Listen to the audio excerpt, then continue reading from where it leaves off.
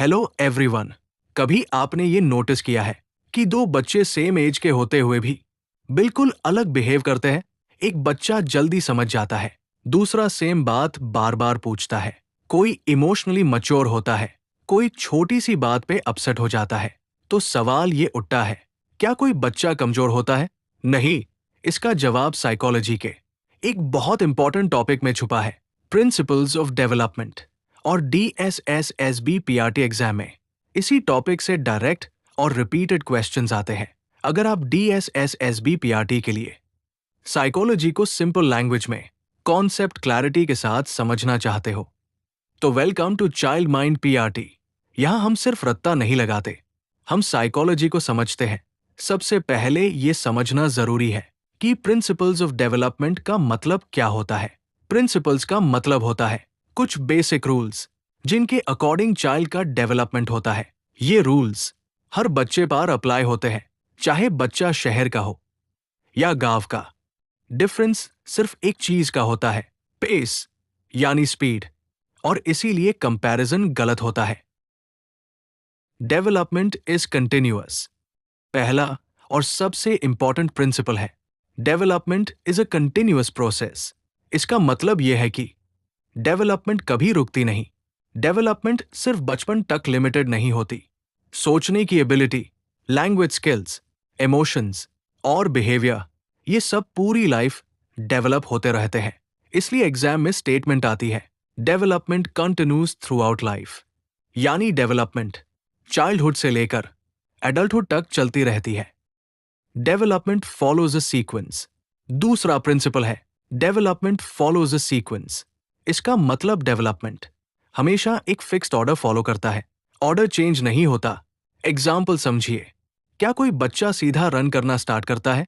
नहीं, पहले बैठता है, फिर क्रॉल करता है, फिर वॉक करता है और फिर रन करता है। इस सीक्वेंस को कोई बच्चा स्किप नहीं कर सकता।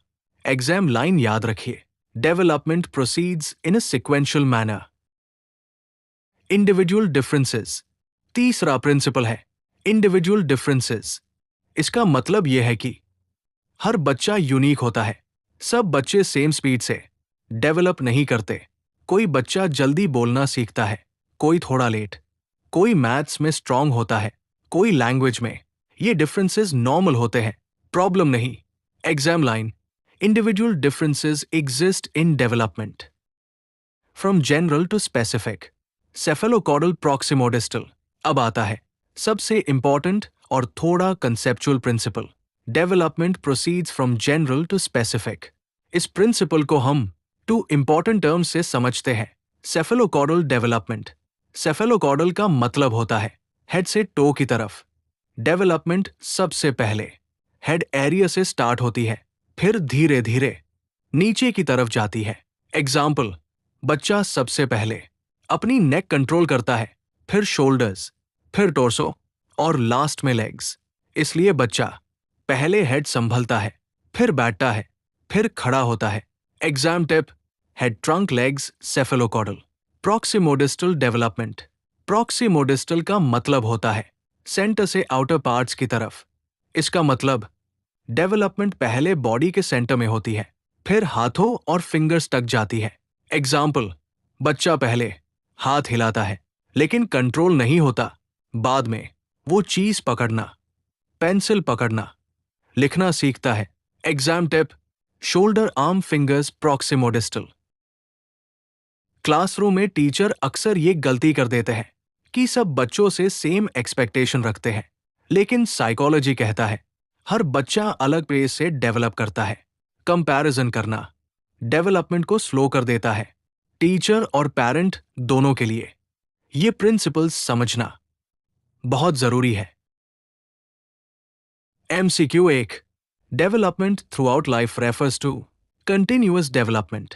MCQ 2, orderly development shows sequential development.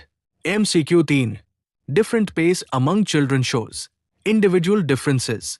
MCQ 4, head to toe development is called cephalocaudal. MCQ 5, centre to fingers development is प्रॉक्सिमोडिस्टल।